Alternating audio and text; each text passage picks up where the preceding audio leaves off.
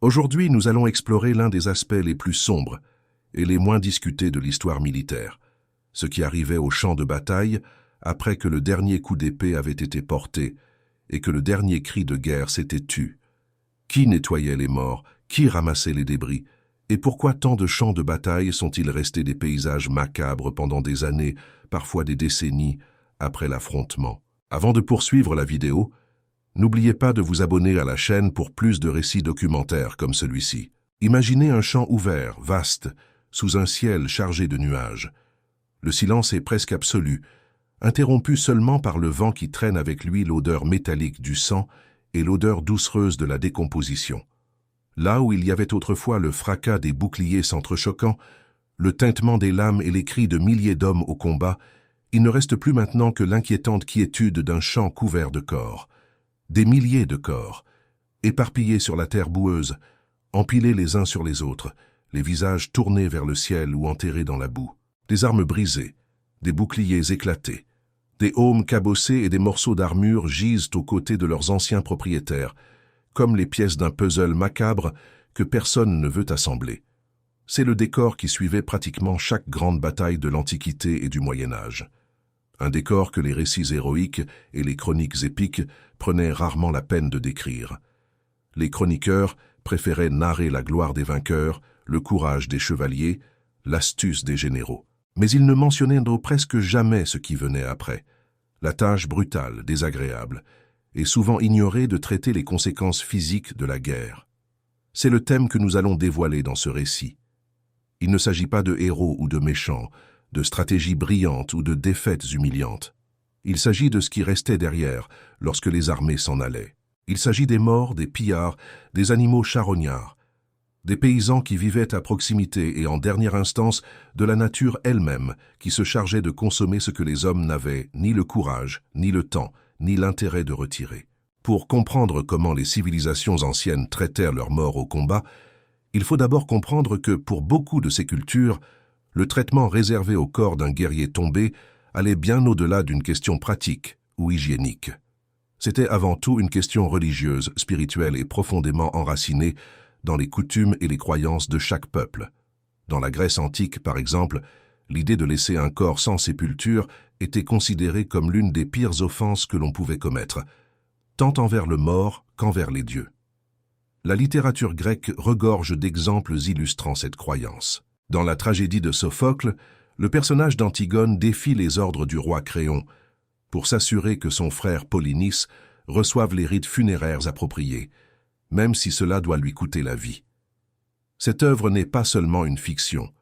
Elle reflète des valeurs profondément ancrées dans la société grecque, où l'enterrement était vu comme un devoir sacré, une obligation qui transcendait la politique, la guerre et même la loi des hommes.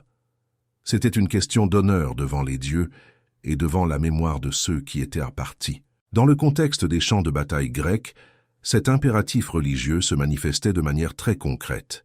Après un affrontement armé, il était courant que les deux camps organisent une trêve temporaire pour ramasser leurs morts. Cette pratique n'était pas seulement un geste d'humanité, c'était aussi une reconnaissance tacite du résultat de la bataille. Lorsque le camp vaincu demandait la permission de ramasser ses morts, il admettait, d'une certaine manière, sa défaite. Et quand le camp vainqueur accordait cette permission, il faisait preuve de magnanimité et de respect pour les coutumes partagées entre les Grecs. Un exemple notable de cette pratique eut lieu après la bataille de Chéronée, en 338 avec J.C., lorsque Philippe II de Macédoine défit une coalition de cités grecques menée par Athènes et Thèbes. Malgré la victoire décisive des Macédoniens, les deux camps purent traiter leurs morts selon leurs propres coutumes religieuses. Les Athéniens ramassèrent les corps de leurs guerriers tombés et les Thébains firent de même avec les leurs, y compris les membres du légendaire bataillon sacré, une unité d'élite qui combattit jusqu'au dernier homme. Philippe, selon des récits anciens, aurait visité le champ de bataille après le combat et aurait été ému de voir les corps des guerriers thébains disposés en formation exactement comme ils avaient combattu, épaule contre épaule, sans reculer d'un seul pas. La scène aurait arraché des larmes au roi macédonien lui-même, qui ordonna qu'il soit enterré avec tous les honneurs. Un lion de pierre fut érigé sur place pour marquer la sépulture collective de ses soldats, et ce monument peut encore être vu aujourd'hui dans la région de Chéronée, en Grèce centrale. Cependant, tous les morts de bataille ne recevaient pas le même traitement. Si les guerriers du camp vainqueur étaient généralement honorés par des cérémonies funéraires adéquates, les corps des ennemis vaincus n'avaient pas toujours la même chance. Dans de nombreux cas, les vainqueurs grecs ne se préoccupaient que de leur propre mort, laissant les cadavres de l'ennemi exposés au soleil, au vent et aux animaux charognards.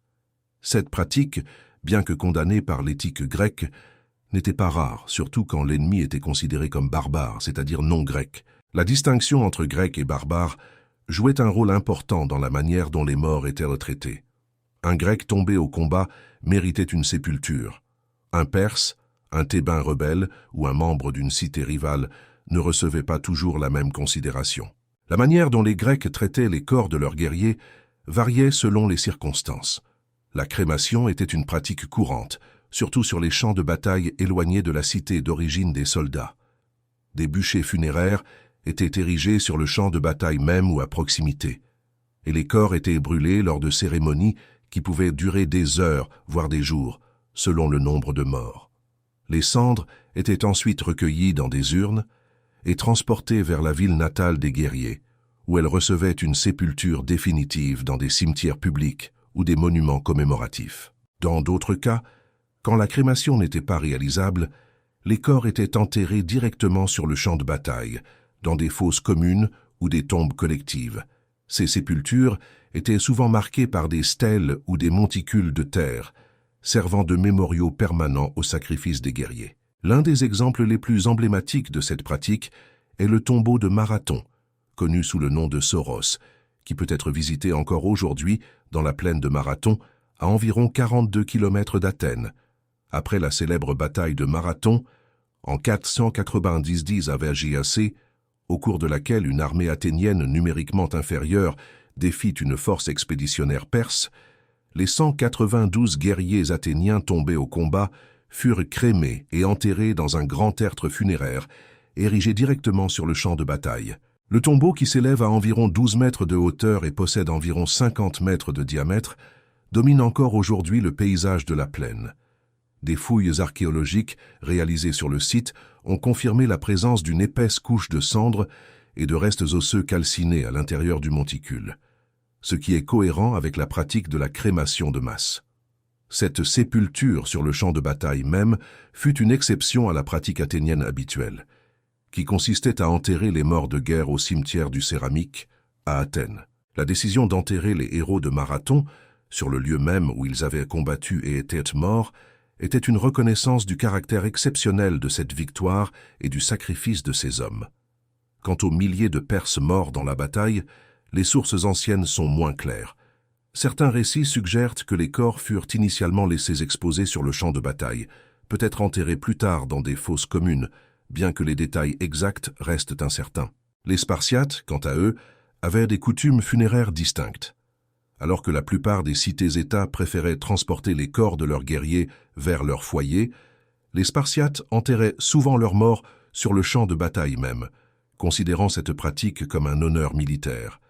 Chaque guerrier spartiate tombé était enterré avec ses armes et son armure, et sa sépulture était marquée par une simple pierre tombale portant le nom du soldat et l'inscription « À la guerre ». Un citoyen qui mourait hors du champ de bataille ne recevait pas un tel honneur et était enterré dans une tombe sans identification. Si les Grecs considéraient l'enterrement des morts comme une obligation religieuse et morale, les Romains adoptaient une approche combinant pragmatisme militaire et respect pour leurs soldats.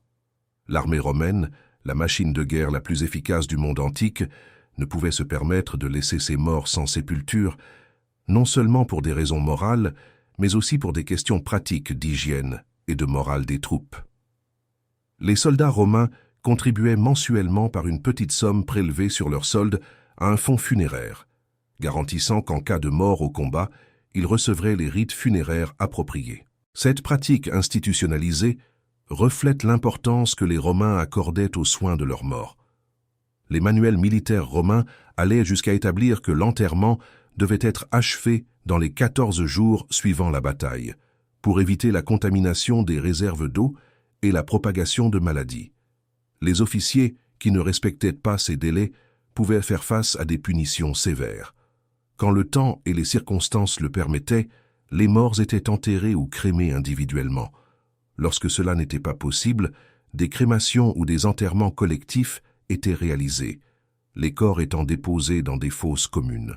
Dans certains cas, quand les corps ne pouvaient être récupérés, des cénotaphes étaient érigés en monument à la mémoire des soldats tombés. Mais les circonstances ne permettèrent pas toujours aux Romains de s'occuper de leurs morts. Lors de défaites catastrophiques, quand l'armée était forcée de battre en retraite ou était complètement anéantie, les corps des soldats romains restaient à la merci des vainqueurs et des éléments. Et c'est précisément dans l'un de ces scénarios de défaite que nous trouvons l'un des récits les plus troublants et émouvants sur le sort des morts sur les champs de bataille antiques. En l'an 9, dans les profondeurs de la forêt de Teutobourg, dans l'actuelle Allemagne, 3 légions romaines entières, commandées par le général Publius Quinctilius Varus, furent attirées dans une embuscade méticuleusement planifiée par Arminius, un chef germanique qui avait servi dans l'armée romaine elle-même et connaissait intimement les tactiques et les faiblesses de ses anciens maîtres. L'embuscade fut dévastatrice. On estime qu'entre 10 000 et 15 000 soldats romains périrent au cours de plusieurs jours de combat dans les forêts denses et les marais traîtres de la région. Varus lui-même, réalisant que tout était perdu, se donna la mort pour éviter la capture. La nouvelle de la défaite ébranla Rome jusque dans ses fondations. Selon l'historien Suétone, l'empereur Auguste fut si perturbé que, pendant des mois, il se frappait la tête contre les portes du palais en s'exclamant à plusieurs reprises « Quinctilius Varus, rends-moi mes légions ». La date du désastre commença à être observée chaque année comme un jour de deuil et de tristesse. Mais qu'est-il arrivé au corps de ces milliers de soldats romains abandonnés dans les profondeurs de la forêt germanique? La réponse est aussi troublante que prévisible. Rien. Les Romains ne purent retourner sur le lieu de la défaite pour enterrer leurs morts. Les tribus germaniques, victorieuses et puissantes, contrôlèrent la région, et toute tentative de pénétrer à nouveau dans ces forêts aurait été suicidaire. Les corps des légionnaires restèrent là où ils étaient tombés, exposés à la pluie, au froid, aux animaux sauvages et à la lente action du temps. Les têtes des officiers romains furent clouées au tronc des arbres comme des trophées macabres. Les autels improvisés des Germains, où des tribuns et des centurions capturés avaient été sacrifiés aux dieux tribaux, restaient intacts dans les bois sombres. 6 ans passèrent avant qu'une armée romaine ne retourne dans ce lieu hanté. En 15, le général Germanicus, petit-neveu de l'empereur Auguste et commandant des forces romaines sur la frontière du Rhin, mena une expédition jusqu'à la forêt de Teutobourg dans le but de récupérer les enseignes perdues et d'enterrer les morts. Ce que ces soldats trouvèrent en arrivant sur le lieu de l'embuscade fut une scène qui resta gravée à jamais dans les registres de l'histoire romaine. L'historien Tacite, écrivant environ un siècle plus tard, décrivit le décor avec des détails glaçants. Au centre du champ, éparpillés partout ou amoncelés en piles, se trouvaient les os blanchis des hommes, selon qu'ils avaient fui ou résisté. Près d'eux gisaient des fragments d'armes et des membres de chevaux. Des têtes humaines étaient clouées au tronc des arbres environnants. Dans les bois adjacents, on pouvait voir les autels barbares où les Germains avaient immolé des tribuns et des centurions de première classe. Des survivants de l'embuscade originale, qui accompagnaient l'expédition de Germanicus, indiquaient les endroits où les officiers avaient été tués, où les potences avaient été dressées pour les prisonniers romains et où Arminius avait harangué ses troupes victorieuses. Les soldats de Germanicus, profondément émus, ramassèrent les os de leurs camarades tombés et les enterrèrent dans des fosses. Tacite rapporta qu'aucun soldat ne savait s'il enterrait les restes d'un parent ou d'un étranger, mais tous regardaient ces os comme s'ils étaient ceux de leur propre famille et de leur propre sang. Des fouilles archéologiques réalisées sur le site de Chalcrise, identifié comme le lieu probable de la bataille, ont confirmé de nombreux détails fournis par Tacite. Les chercheurs ont trouvé des restes d'os humains présentant des signes d'avoir été enterrés des années après la mort, ce qui est cohérent avec le récit de l'enterrement tardif réalisé par Germanicus. On a également trouvé des pièces romaines marquées du sceau de Varus, des fragments d'armes, des pièces d'équipement militaire et même des squelettes complets de mules de l'armée, dont l'une avait encore sa cloche de bronze au cou, remplie d'herbe pour éviter qu'elle ne fasse du bruit pendant la marche. Un détail émouvant qui relie les découvertes archéologiques au récit du désastre. Si la forêt de Teutobourg offre un exemple extrême de ce qui arrivait quand une armée défaite ne pouvait ramasser ses morts, d'autres champs de bataille anciens illustrent un aspect différent, mais tout aussi pertinent, de l'après-bataille, le pillage systématique des cadavres. Dans pratiquement toutes les batailles de l'Antiquité, dès que le combat cessait, les soldats et les suivants de l'armée vainqueur envahissaient le champ de bataille pour ramasser tout ce qui avait de la valeur. Armes, armures, bijoux, pièces de monnaie, vêtements fins, ceintures, broches, bagues, tout était dépouillé sur les morts et les blessés, avec une efficacité qui rivalisait avec l'organisation militaire elle-même. Ce pillage n'était pas considéré comme un vol ou un déshonneur, il était vu comme une partie légitime du butin de guerre, une récompense naturelle pour la victoire. La bataille de Cannes, en 216 AVCJ-C, offre un exemple frappant de cette pratique. Dans ce qui est considéré comme l'une des plus grandes défaites militaires de l'histoire de Rome, le général carthaginois Hannibal Barca anéantit une armée romaine de proportions monumentales. On estime qu'environ 50 000 soldats romains et alliés italiques périrent en un seul jour de combat dans les plaines de l'Apulie, dans le sud de l'Italie. Après la bataille, les troupes carthaginoises parcoururent le champ, ramassant des anneaux d'or et d'autres objets de valeur sur les corps des Romains tombés. La quantité d'anneaux collectés fut si grande que, selon des récits anciens, Hannibal en envoya des sacs pleins à Carthage comme preuve de l'ampleur de la victoire. Les corps, dépouillés de tout ce qui avait de la valeur, furent laissés sur le champ de bataille. La tâche de s'occuper de cette montagne de cadavres échut aux agriculteurs locaux qui, dans les semaines suivantes, creusèrent des tranchées allant jusqu'à 4,5 mètres de profondeur pour enterrer les morts, utilisant des perches en bois pour pousser les corps en décomposition et éviter le contact direct. Le retard de l'enterrement contribua à des épidémies de typhus et de dysenterie qui affectèrent les populations de la région pendant des mois. Le pillage des champs de bataille était si systématique que, du point de vue archéologique, les champs de bataille anciens sont étonnamment dépourvus de découvertes métalliques.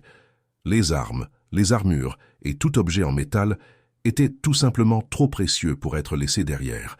Les armées vainqueurs ramassaient tout ce qu'elles pouvaient utiliser ou vendre, et les habitants locaux achevèrent la tâche, fouillant les champs à la recherche de tout ce qui avait échappé à l'attention des soldats. Ce qui restait, dans la plupart des cas, n'était que les corps nus, des boucliers en bois éclatés, des pointes de lance brisées et d'autres objets sans valeur commerciale. Cette réalité explique pourquoi les archéologues modernes trouvent si peu d'artefacts métalliques sur les sites de batailles anciennes, même quand les sources historiques décrivent des affrontements impliquant des dizaines de milliers de combattants. Mais il y avait des exceptions à cette règle de pillage universel. Dans certaines cultures germaniques, les armes capturées à l'ennemi n'étaient pas redistribuées ou vendues. Des fouilles à Hillerød-Odal, au Danemark, ont révélé environ 15 000 objets militaires délibérément détruits et déposés dans un marécage comme offrande religieuse. Des épées furent pliées, des boucliers brisés, des lances tordues, le tout rituellement rendu inutilisable avant d'être lancé dans les eaux en sacrifice aux dieux, révélant que, pour certains peuples germaniques, la destruction du butin était un impératif religieux. Les conséquences sanitaires des batailles à grande échelle ne peuvent pas non plus être sous-estimées. Des milliers de corps en décomposition représentaient un risque grave d'épidémie. Les manuels militaires romains insistaient sur la nécessité d'achever l'enterrement rapidement, et il y eut des récits d'armées ayant perdu plus d'hommes à cause de maladies causées par des champs de bataille non nettoyés qu'au combat lui-même. Et qu'en était-il des corps des ennemis vaincus? Dans la plupart des cas, les vainqueurs ne s'en souciaient tout simplement pas. Les cadavres de l'armée ennemie étaient abandonnés sur le champ de bataille, jetés dans des fosses sans cérémonie ou laissés aux habitants locaux. Dans des cas extrêmes, les corps des ennemis étaient délibérément laissés sans sépulture, comme une forme d'humiliation et d'intimidation. Les manuels militaires byzantins, héritiers de la tradition romaine, allaient jusqu'à recommander explicitement cette pratique. L'empereur Léon VI, dans ses écrits sur la stratégie militaire, instruisait les généraux de prendre un soin particulier pour enterrer leurs propres morts avec honneur, mais de laisser les corps de l'ennemi tels quels, afin de démoraliser l'adversaire.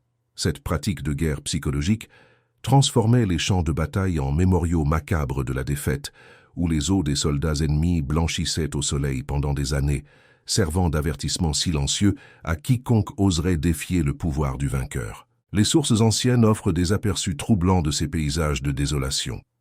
Des récits décrivent des voyageurs qui, en passant par des champs de bataille des années ou des décennies après l'affrontement, pouvaient encore voir des os humains éparpillés sur la terre, des crânes souriant grotesquement parmi la végétation rase et des fragments d'armure rouillés partiellement couverts par l'herbe. Ces scénarios macabres n'étaient pas des exceptions. Ils étaient la norme sur de nombreux champs de bataille de l'Antiquité où les morts du camp vaincu n'avaient pas reçu de sépulture adéquate. La nature, avec son implacable efficacité, finissait par se charger de consommer les restes mortels, mais le processus pouvait prendre des années. Les animaux charognards comme les loups, les chiens sauvages et les vautours étaient les premiers à se nourrir des corps tombés. Les insectes achevaient le travail de décomposition, mais les os, plus résistants, pouvaient rester visibles pendant des décennies, un rappel silencieux et perturbateur de la violence qui avait eu lieu à cet endroit. Dans certains cas notables, les restes des morts de bataille étaient utilisés à des fins pratiques par les habitants locaux. Après une grande bataille, des sources anciennes mentionnent que des agriculteurs de la région utilisèrent les os des guerriers tombés pour ériger des clôtures autour de leurs propriétés. Et pendant des années après l'affrontement, la région aurait connu des récoltes extraordinairement abondantes, en grande partie grâce aux milliers de corps en décomposition qui fertilisèrent le sol avec de la matière organique. Ce détail macabre mais pragmatique illustre la relation complexe entre la guerre, la mort et la survie qui caractérisait la vie à proximité des champs de bataille anciens. Avec le déclin de l'Empire romain d'Occident et l'ascension des royaumes médiévaux en Europe, les schémas de base du traitement des champs de bataille après le combat restèrent fondamentalement les mêmes, bien que désormais filtrés par le prisme de la foi chrétienne. Le christianisme introduisit un impératif moral supplémentaire pour l'enterrement des morts, car la croyance en la résurrection du corps faisait du soin des restes mortels une question d'importance théologique. Laisser un corps chrétien sans sépulture n'était pas seulement un manque de respect, c'était en un sens un affront à l'espoir même de salut. Les ordres monastiques et les paroisses locales jouaient souvent un rôle actif dans le ramassage et l'enterrement des morts de bataille, quand les armées ne le faisaient pas. L'Église considérait l'enterrement des morts comme l'une des œuvres de miséricorde corporelle, et des moines et des clercs ont à diverses occasions organisé la collecte et l'enterrement des corps laissés sur les champs de bataille comme un acte de charité chrétienne. Cependant, malgré cet impératif religieux, la réalité pratique du Moyen-Âge n'était pas très différente de celle de l'Antiquité. Le pillage des morts restait la première et la plus urgente activité après la fin d'un combat. Comme dans l'Antiquité, les soldats et les suivants de l'armée vainqueur parcourèrent le champ de bataille, dépouillant les cadavres de tout ce qui avait de la valeur, armure, armes, bijoux, vêtements fins, bourses d'argent et tout autre objet pouvant être vendu ou réutilisé. La tapisserie de Bayeux, l'une des plus célèbres représentations visuelles de la conquête normande de l'Angleterre, montre clairement des hommes ramassant des épées et retirant des armures aux morts, alors que la bataille se déroulait encore au-dessus d'eux. Cette scène, brodée sur tissu par des artisans médiévaux, offre une fenêtre vivante sur une réalité que les textes écrits de l'époque préféraient souvent ignorer. Et dans certains cas, la cruauté de l'après-bataille allait encore plus loin. Des chroniques médiévales rapportent qu'à diverses occasions, des soldats de l'armée vainqueur tuaient des blessés ennemis trop faibles pour résister, seulement pour pouvoir les dépouiller plus facilement de leurs biens. Des chevaliers blessés, dont les armures étaient particulièrement précieuses, pouvaient être tués froidement par des pillards qui n'avaient aucun intérêt à les secourir ou à les soigner. L'éthique chevaleresque que les romans médiévaux célébraient tant existait plus dans la fiction que dans la réalité des champs de bataille. La bataille de Hastings en 1066 offre un exemple révélateur de la manière dont les morts pouvaient être traités de façon radicalement différente selon le camp dans lequel ils avaient combattu. Après la victoire décisive de Guillaume le Conquérant sur l'armée du roi Harold II d'Angleterre, les sources normandes affirment que Guillaume enterra ses chevaliers normands tombés avec tous les honneurs dus. Les corps des soldats normands furent ramassés, lavés et enterrés dans des sépultures dignes, comme il convenait à des guerriers chrétiens ayant combattu pour la cause de leur seigneur. Mais les morts anglais, y compris possiblement le roi Harold lui-même, reçurent un traitement très différent. Selon un poème contemporain, les corps de l'armée défaite d'Harold furent laissés sur le champ de bataille pour être dévorés par les vers et les loups, par les oiseaux et les chiens. La mère d'Harold, selon certaines sources, aurait offert au conquérant le poids du corps de son fils en or pour pouvoir le récupérer et lui donner une sépulture digne, mais la demande aurait été initialement refusée. Les Normands, pressés de consolider leur contrôle sur l'Angleterre, ont pu laisser le champ de bataille en grande partie intact, à l'exception du retrait des objets de valeur. Plus tard, une abbaye fut construite sur le lieu de la bataille, avec le maître-autel positionné selon la tradition, exactement à l'endroit où Harold serait tombé. L'abbaye de Battle, comme elle fut connue, servit à la fois de monument à la victoire normande et de lieu de prière pour les âmes des morts des deux camps. La logistique de l'enterrement après les grandes batailles médiévales était un défi redoutable. Quand des milliers d'hommes tombaient en un seul jour de combat, la tâche de les enterrer tous rapidement était presque impossible. Creuser des fosses suffisamment grandes et profondes pour accueillir des centaines ou des milliers de corps exigeait de la main-d'œuvre, des outils et du temps, des ressources qui n'étaient pas toujours disponibles pour une armée qui devait continuer sa marche. Dans de nombreux cas, la responsabilité de l'enterrement incombait aux habitants locaux, qui étaient laissés seuls face au carnage après le départ des armées. Paysans, moines et clercs des villages et monastères voisins du champ de bataille assumaient la tâche ingrate de ramasser et d'enterrer les morts, motivés par une combinaison de devoirs chrétiens, de peur des maladies et, dans certains cas, par l'espoir de trouver quelque objet de valeur ayant échappé à l'attention des pillards militaires. La bataille de Crécy en 1346, pendant la guerre de Cent Ans, offre un exemple de cette dynamique. Après l'écrasante victoire anglaise sur l'armée française, le roi Édouard III s'occupa d'enterrer ses propres soldats anglais tombés au combat. Mais les milliers de morts français, y compris des nobles et des chevaliers de haute lignée, furent en grande partie laissés aux soins des villageois et des moines des bourgs voisins, qui organisèrent la collecte et l'enterrement des corps comme un acte de charité chrétienne. Le processus prit des jours, et dans certains cas des semaines, pendant lesquelles les morts restèrent exposés aux éléments et aux animaux. De toutes les batailles médiévales dont les vestiges archéologiques nous sont parvenus, peu sont aussi révélatrices et troublantes que la bataille de Visby, livrée en 1361 sur l'île de Gotland, en Suède. Cet affrontement, qui opposa l'armée professionnelle du roi Valdemar IV de Danemark aux miliciens locaux de Gotland, entraîna l'un des plus grands carnages documentés du Moyen-Âge scandinave et laissa un héritage archéologique sans pareil en Europe. Pour comprendre ce qui s'est passé à Visby, il faut d'abord comprendre le contexte géographique et politique de l'île de Gotland au milieu du XIVe siècle. Située dans la mer Baltique, entre la Suède et les États baltes, Gotland occupait une position stratégique sur les routes commerciales reliant l'Europe occidentale à la Russie et à l'Orient.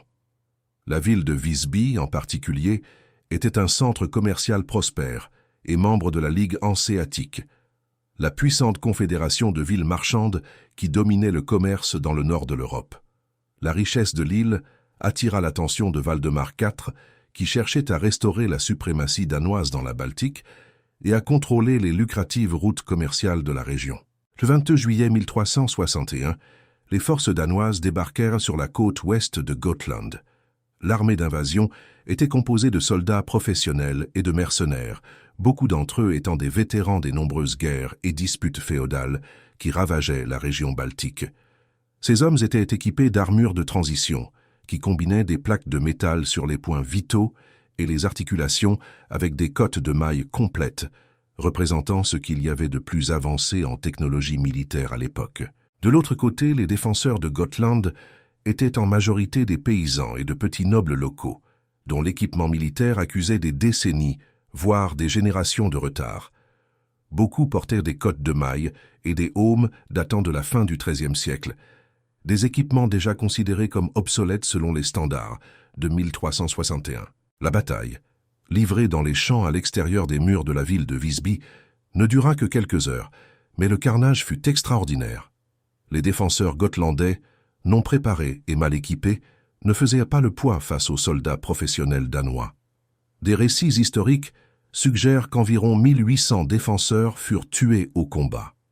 Les analyses des restes mortels ont révélé qu'au moins un tiers des défenseurs étaient composés d'adolescents et de personnes âgées. Des personnes qui, dans des circonstances normales, n'auraient jamais été appelées sur le champ de bataille. La présence de tant de jeunes et de vieux parmi les morts suggère le désespoir de la défense gotlandaise, qui a apparemment recruté toute personne capable de brandir une arme. Après la bataille, les citoyens de Visby qui avaient assisté au massacre de leurs compatriotes depuis l'intérieur des murs fortifiés de la ville sans intervenir, se rendirent aux Danois pour éviter plus d'effusion de sang. Le roi Valdemar imposa de lourds tributs à la ville et pilla plusieurs églises et monastères. Mais avant de partir, il y avait la question des morts. Les corps des défenseurs gotlandais furent ramassés et jetés dans de grandes fosses communes creusées à l'extérieur des murs de la ville. Et c'est ici qu'il se produisit quelque chose d'extraordinaire d'un point de vue archéologique. En raison de la chaleur de l'été et du grand nombre de cadavres, les Danois ne prirent pas la peine de dépouiller tous les morts de leurs armures avant de les enterrer. La décomposition avait déjà avancé au point de rendre le retrait des armures une tâche désagréable et peu lucrative. En conséquence, beaucoup de guerriers gotlandais furent enterrés portant encore leurs cottes de mailles, aumes, gantelets et autres pièces d'équipement militaire, préservant, sans le vouloir, un portrait extraordinairement détaillé de la bataille et de ses participants. Ces morts restèrent dans leurs fosses pendant plus de 500 ans, jusqu'à ce qu'en 1905, des ouvriers du bâtiment découvrent accidentellement la première des fosses communes. Les fouilles subséquentes, réalisées entre 1905 et 1928, révélèrent les restes de 1185 individus, faisant de la collection de squelettes de Visby la plus grande collection de restes mortels d'une bataille médiévale dans toute l'Europe. 5 fosses communes furent identifiées à l'extérieur des murs de la ville. Les analyses ostéologiques des squelettes révélèrent la brutalité dévastatrice du combat. Environ 450 blessures causées par des armes tranchantes, comme des épées et des haches, furent identifiées sur les os, ainsi qu'environ 120 blessures causées par des armes perforantes, comme des lances et des flèches. Certains crânes présentaient de multiples lésions, suggérant que les blessés tombés au sol continuaient d'être frappés par les vainqueurs. La plupart des coups d'épée et de hache atteignirent les têtes des victimes de haut en bas, indiquant des attaques portées contre des opposants qui étaient déjà au sol ou en position désavantageuse. Certains squelettes présentaient 5, 6 ou même 7 blessures de flèches ou de carreaux d'arbalète, démontrant l'intensité du feu de projectiles auquel les défenseurs firent face. Les armures trouvées avec les squelettes ont révélé une disparité technologique choquante entre attaquants et défenseurs. Beaucoup de Gotlandais portaient des aubergeons de mailles et des aumes datant de la fin du XIIIe siècle, des équipements devenus obsolètes en 1361. Certaines pièces montraient des signes de réparation et de modification, suggérant qu'elles avaient été transmises de génération en génération comme des héritages familiaux utilisés en temps de crise. Les armures, les restes humains et les armes récupérées des fosses communes de Visby sont aujourd'hui exposés au musée de Gotland, à Visby, et au musée historique de Suède, à Stockholm, où ils continuent de fasciner les historiens, les archéologues et les visiteurs du monde entier. Plus récemment, l'artiste numérique brésilien Cicero Moraes a réalisé une reconstruction faciale de l'un des guerriers de Visby à partir d'un modèle tridimensionnel d'un crâne qui présentait des blessures brutales. L'os au-dessus de l'œil gauche et la pommette étaient éclatés, probablement par une arme d'ast, et le nez et la bouche avaient été détruits par un coup de hache. La reconstruction a ramené à la vie, de manière émouvante, le visage d'un homme mort il y a plus de 600 ans, lui conférant une identité visuelle qui transcende les siècles et les statistiques froides des rapports archéologiques. La bataille de Visby est un cas exceptionnel, non seulement par la richesse des découvertes archéologiques, mais aussi parce que la plupart des champs de bataille médiévaux n'ont pas préservé de vestiges matériels comparables. Dans la grande majorité des cas, les morts étaient dépouillés de leurs armures et de leurs biens avant d'être enterrés, ce qui signifie que les fosses communes, quand elles sont trouvées, ne contiennent que des squelettes sans les équipements qu'ils portèrent de leur vivant.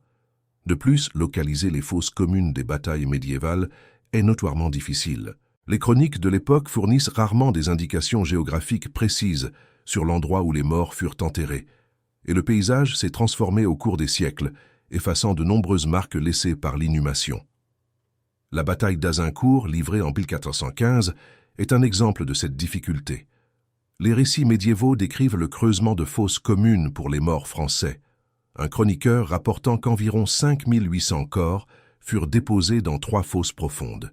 Cependant, les archéologues modernes n'ont pas réussi à localiser ces fosses communes, et le sort exact des milliers de morts français reste un mystère. Le brûlage des corps, qui avait été une pratique courante dans la Grèce antique et dans certaines cultures nordiques, était relativement rare dans le Moyen-Âge chrétien.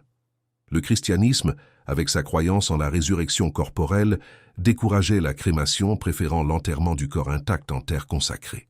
De plus, il y avait des raisons pratiques pour éviter la crémation à grande échelle. Réunir la quantité de bois nécessaire pour brûler des centaines ou des milliers de corps était une tâche extrêmement laborieuse et chronophage, surtout dans les régions où le bois était rare ou là où les armées avaient déjà consommé les ressources locales.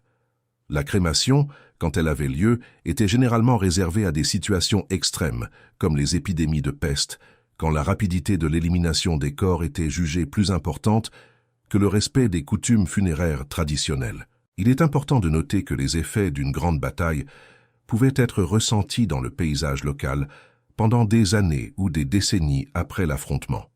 Même quand les morts étaient enterrés, les fosses peu profondes n'étaient souvent pas suffisantes pour contenir les restes mortels indéfiniment. Les pluies, l'érosion et l'activité des animaux pouvaient exposer les os au fil du temps, créant des scènes perturbantes pour les voyageurs et les habitants de la région. Un voyageur du début du XVIe siècle rapporta avoir trouvé des os encore éparpillés sur le champ d'Azincourt, près de 100 ans après la bataille, vestiges des victimes qui avaient été enterrées de manière superficielle ou qui n'avaient tout simplement jamais été inhumées. La bataille d'Achelous, livrée en 917 entre l'Empire bulgare et l'Empire byzantin, offre un autre exemple extrême de la persistance des vestiges de bataille dans le paysage. Après la victoire des Bulgares, les morts byzantins furent laissés sans sépulture sur le champ de bataille. Même 70 ans plus tard, des voyageurs passant par la région pouvaient encore voir les os blanchis des soldats tombés éparpillés sur le sol, un mémorial silencieux et macabre d'une bataille qui appartenait déjà à une génération passée. Cette image de champ de bataille couvert d'os, éclairé par la lumière pâle du soleil ou par la lune, est devenue un topos récurrent dans la littérature et l'imagination médiévale, un rappel constant de la fragilité de la vie humaine et de la brutalité de la guerre. Les conséquences environnementales des batailles méritent également l'attention. Les grandes batailles ne détruisaient pas seulement des vies humaines, elles dévastaient le paysage alentour. Les champs étaient piétinés par des milliers d'hommes et de chevaux, les plantations étaient rasées, le sol était détrempé de sang et couvert de détritus. Les paysans qui vivaient à proximité trouvaient leurs terres inutilisables pendant une ou plusieurs saisons de culture, avec les récoltes détruites, le bétail volé et les sources d'eau contaminées par les corps en décomposition. La guerre, pour ces civils involontaires, ne se terminait pas avec le dernier coup d'épée. Il existe cependant un aspect positif et inattendu dans cette sombre histoire. Comme mentionné précédemment, la décomposition des corps et des résidus organiques d'une bataille pouvait, paradoxalement, enrichir le sol en nutriments, entraînant des récoltes exceptionnellement abondantes les années suivantes. Ce phénomène fut observé et documenté dans l'Antiquité, et la pratique d'utiliser les champs de bataille comme terres agricoles après l'enterrement des morts était relativement courante. Les Byzantins eux-mêmes, dans leurs manuels militaires, reconnaissaient cet effet secondaire de la guerre et l'intégraient dans leurs considérations stratégiques. La mort, en ce sens, nourrissait la vie dans un cycle cruel mais naturel qui reliait la destruction de la guerre au renouveau de la terre. Tout au long de l'Antiquité et du Moyen Âge, le sort des champs de bataille après le combat était donc déterminé par une interaction complexe de facteurs religieux, pratiques, économiques et politiques. Les vainqueurs prenaient soin de leur propre mort par honneur et devoir religieux. Les corps des ennemis étaient traités avec moins de respect, parfois enterrés dans des fosses communes, parfois simplement abandonnés. Le pillage était universel et systématique, garantissant que presque rien de valeur matérielle ne reste sur le champ de bataille. Les habitants locaux, souvent les véritables héritiers du carnage, assumaient la tâche ingrate de s'occuper de ce que les armées avaient laissé derrière elles. et la nature, avec sa patience infinie, finissait par effacer les derniers vestiges du combat, bien que le processus puisse prendre des années ou des décennies. La question de savoir qui, finalement, nettoyait les champs de bataille anciens et médiévaux n'a pas de réponse simple ou unique. La vérité est que le nettoyage était un processus fragmenté, improvisé et souvent incomplet, réalisé par différents acteurs à différents moments et avec différentes motivations. D'abord, les soldats et les suivants de l'armée vainqueur parcouraient le champ en ramassant armes, armures et objets de valeur. Ensuite, les commandants pouvaient ordonner l'enterrement de leurs propres morts, déléguant la tâche aux soldats d'infanterie de bas rang, tandis que les morts ennemis étaient jetés dans des fosses communes sans cérémonie. Après le départ des armées, les habitants locaux assumaient la tâche de s'occuper de ce qui restait, enterrant les corps ignorés et tentant de restaurer leurs terres. Les monastères et les paroisses organisaient des efforts d'inhumation comme un acte de charité chrétienne. Et enfin, dans la dernière phase, la nature se chargeait de ce que les hommes n'avaient pas achevé. Les animaux charognards consommaient les tissus mous des corps exposés. La pluie et le vent érodaient les fosses peu profondes, exposant occasionnellement les restes mortels. La végétation poussait sur et autour des eaux, les incorporant lentement au paysage. Les champs de bataille, avec le temps, redevenaient simplement des champs, leur histoire de violence et de mort n'étant préservée que dans la mémoire collective, dans les récits des chroniqueurs et des siècles plus tard, dans les découvertes des archéologues. Il y a quelque chose de profondément humain dans cette histoire des champs de bataille après la bataille. Derrière les statistiques et les récits des chroniqueurs se trouvent les histoires de milliers d'individus dont les corps ont été traités comme des détritus à enlever ou comme des ressources à exploiter. Les soldats qui pillaient les morts n'étaient pas nécessairement cruels. C'étaient des hommes pauvres essayant de survivre dans un monde brutal. Les paysans qui enterrèrent les corps n'étaient pas des héros. C'étaient des gens ordinaires faisant ce qui devait être fait pour protéger leur communauté. Et les moines qui organisèrent les enterrements étaient des religieux accomplissant ce qu'ils croyaient être leur devoir chrétien le plus élémentaire. L'archéologie moderne nous a permis de redécouvrir ces champs de bataille oubliés et de donner une voix aux morts réduits au silence par l'histoire. Les fouilles à Visby, à Calcryse et sur d'autres sites ont révélé des détails intimes sur la vie et la mort de ces guerriers anonymes, leurs âges, leur état de santé, les armes qu'ils ont utilisées et les blessures qu'ils ont subies. Chaque squelette est une histoire individuelle, une vie interrompue par la violence, un corps qui a été pillé, abandonné ou oublié, et qui maintenant, des siècles plus tard, reçoit enfin l'attention qu'il n'a peut-être pas reçue au moment de sa mort. Les champs de bataille de l'Antiquité et du Moyen-Âge sont des monuments à la condition humaine dans ses aspects les plus contradictoires.